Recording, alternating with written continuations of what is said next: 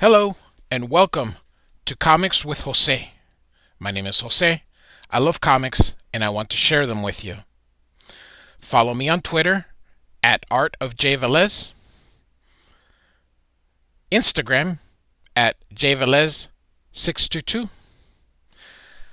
I share comics that I'm working on, as well as a couple doodles and drawings that I do for fun. Make sure to like, follow, and subscribe if you like this channel. Welcome, everyone. I hope you're not, I haven't bored you out of these. Hope you've enjoyed these as much as I have enjoyed making them.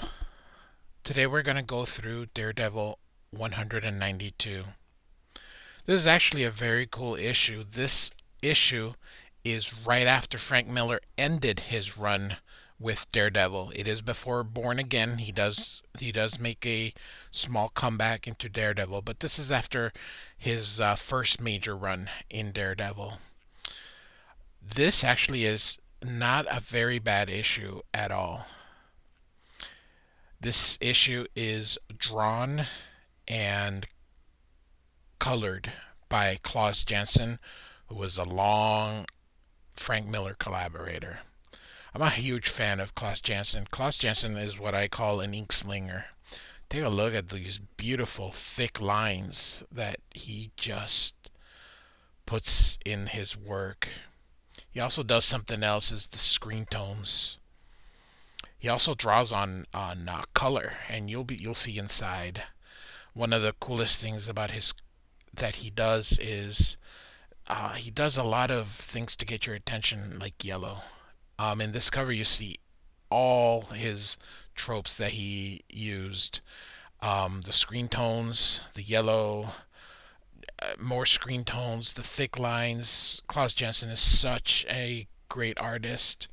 Artists like him and Chris Samney and um, oh, his name escapes me now. He works with Ed Brubaker, Sean Phillips. I love those ink slingers. A huge fan. So we start out in top of the Daily Bugle. A reporter that we only know as Mel is meeting with Ben Urich. Ben Urich is another reporter.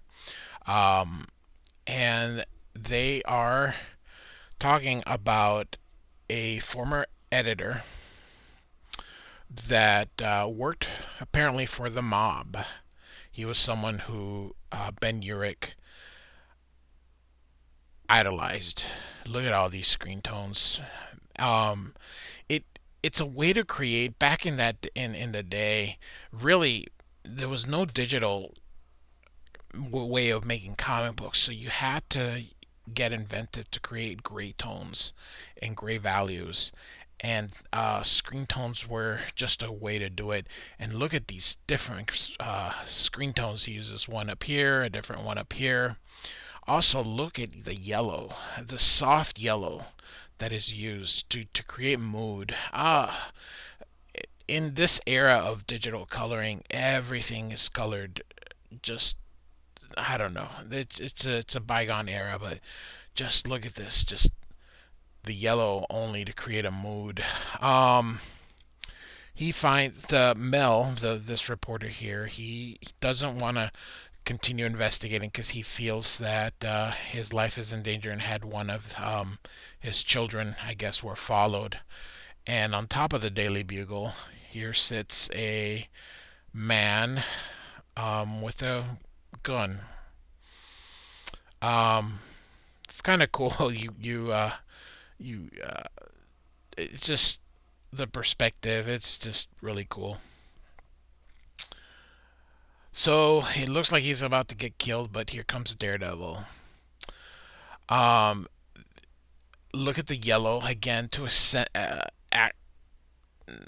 reinforce a little lighting, a little bit of mood,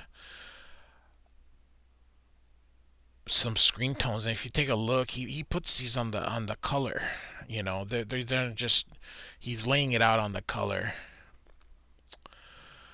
So Daredevil is gonna try to get rid of this guy. Look at this. He is.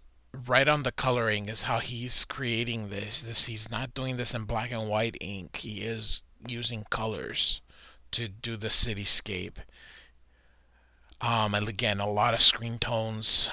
His coloring. He is quite the artist. I truly enjoy his work. His figure work isn't always the most dynamic, but he makes up for it with all the ink slinging of his, and it just he's so talented, multi-talented.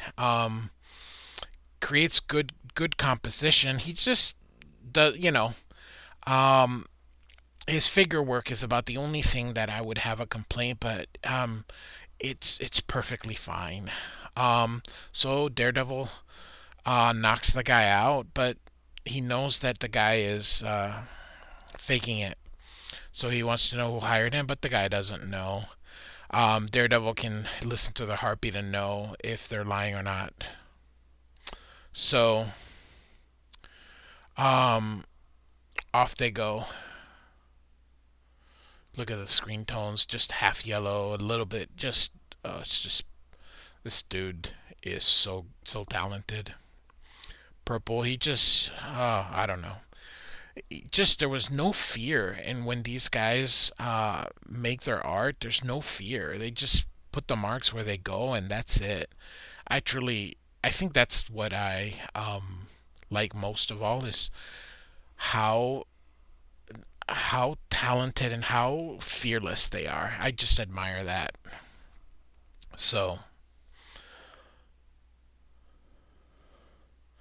so it's now the next day. I do not know who this person is. This Alan Brennert. It's not a name I'm familiar with. As far as I know, he just wrote this story. He could have been a popular writer during that time. This is from 1983, I believe. Um, it's from more than that. Regardless, he here is Ben Urich and his wife, Doris, I believe is her name. She she shows up again in Daredevil Born Again, but he lives in this apartment, also in Hell's Kitchen, I believe, and she is very unhappy with it. It's very gross. They want to show how poor and rundown this place is, and showing cockroaches in there. Um, uh, Look at this art. The guy is just so good. Very cartoony. It just works. It's so perfect for comic books. Some artists wanna just copy everything they see and draw picture, and this guy just oh, he's just so good.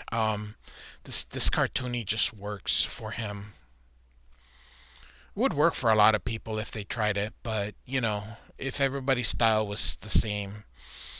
Look at the color holds here. He draws right on the color holds. That's just spectacular. He's one of the few people that does that. Not a lot of people do this, but this guy, Klaus Janson, just does it religiously.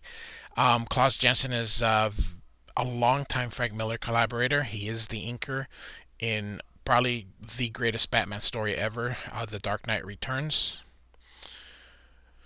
Klaus Janson is mostly an inker, but once in a while he does pencil, and this is one of those stories. He also did the art with Frank Miller. Frank Miller provided the layouts and he provided the finishes. So she wants out of this apartment, and Ben is trying to help. Um, they're not rich, and he just feels bad he can't provide more for his wife. Um, he's gonna take the day off work and just spend the day with her. And Daredevil wants to help Ben investigate the editor, whose name is Jimmy Hughes. He's the former editor for the Star Ledger. Wants to know if he was dirty or not. So Ben is looking um, at a house with his wife.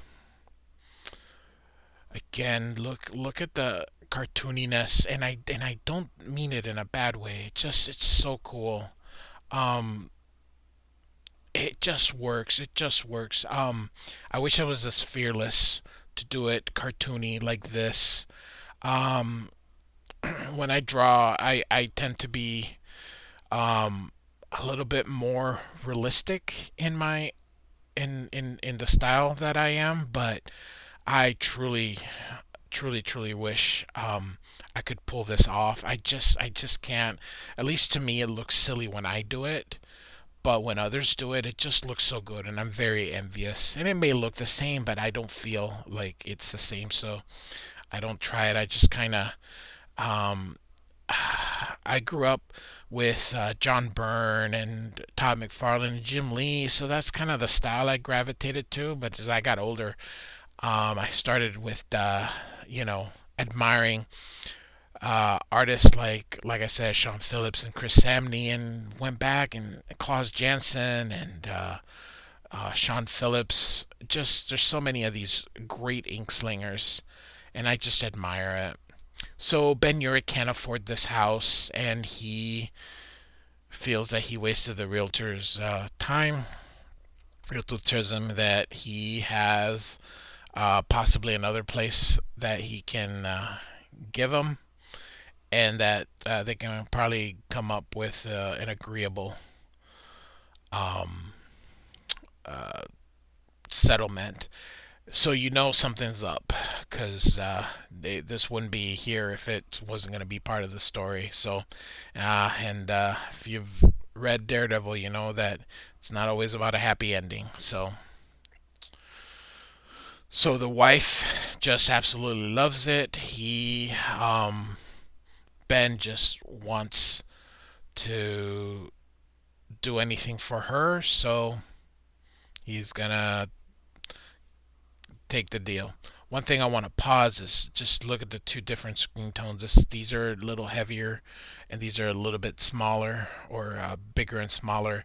Just different screen tones for different things. And here, there's not even a line. He's putting the screen tones right where the panel border is. They had to peel those off. This wasn't done computerized. This was a manual process. You have to lay those out. They're part of the paper. They're part of the art. They came with an adhesive on the other side to get them to stick.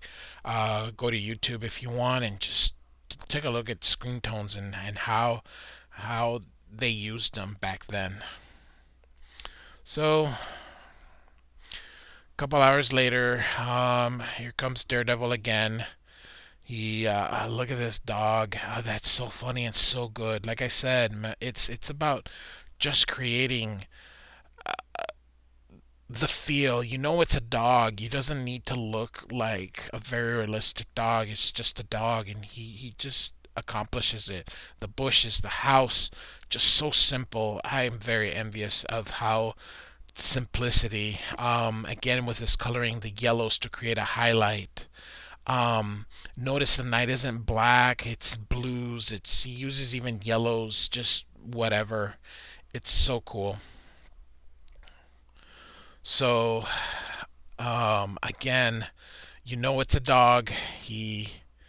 Um, he sends him to the other side. He doesn't kill him. He's a hero. He just takes the dog, does his little acrobats, and takes him to the other side of the fence. Again, look at this screen tones on the color. Just amazing. I mean, you look at this.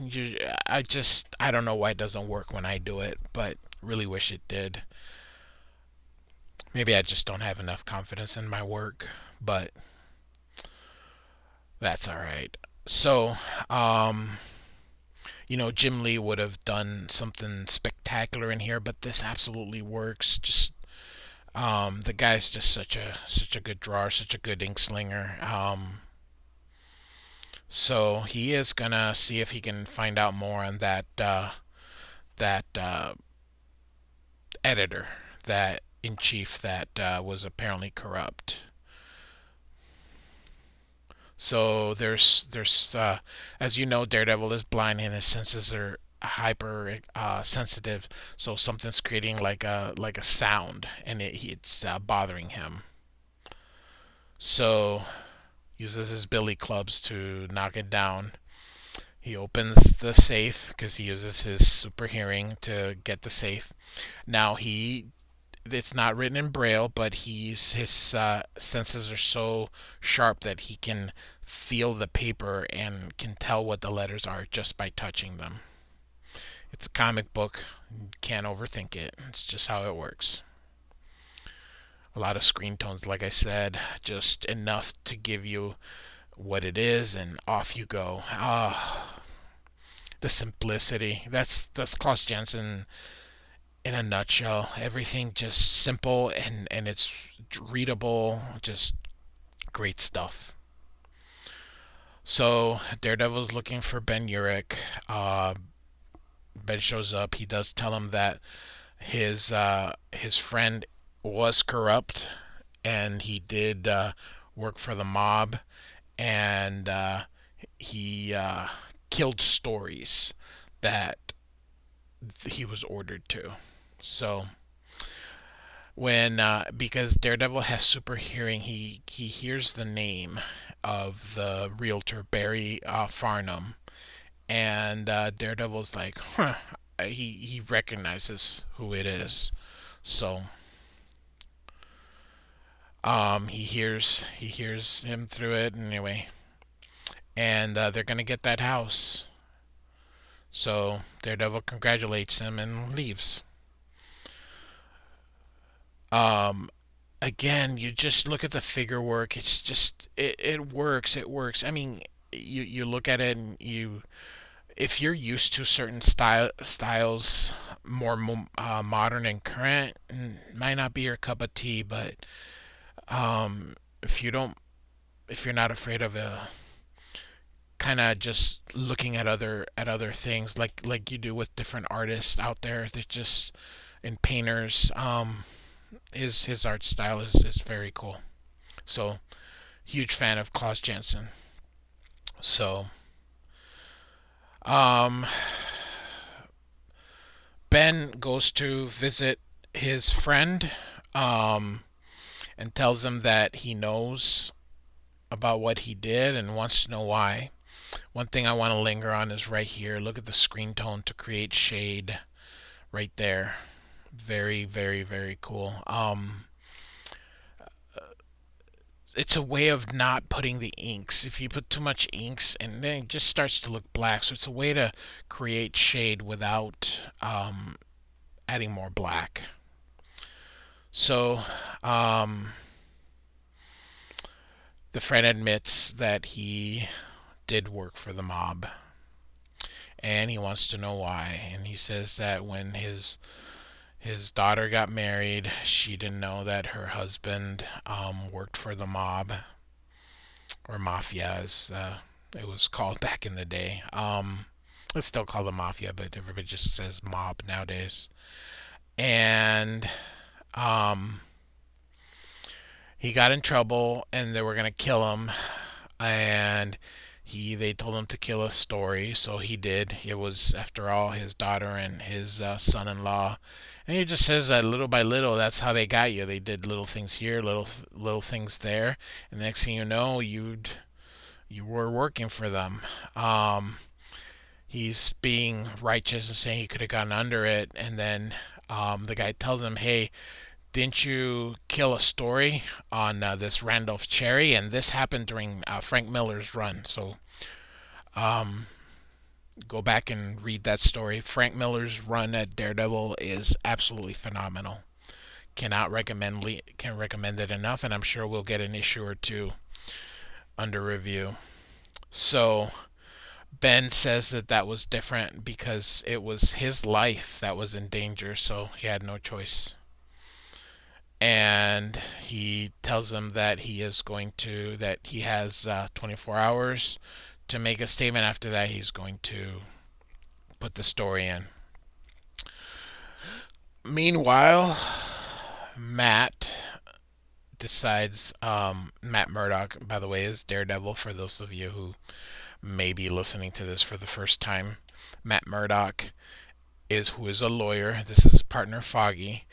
He gives him the name of that real estate person, uh, and see if Foggy can remember. And he does. He works. He's another crook basically.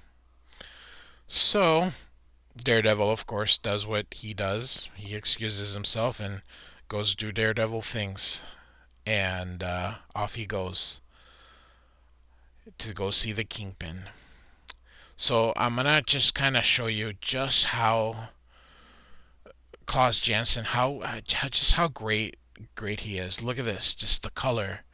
Um, and he puts white in there. I mean, it's wonderful. There's no red, just yellow and white to create that amazing.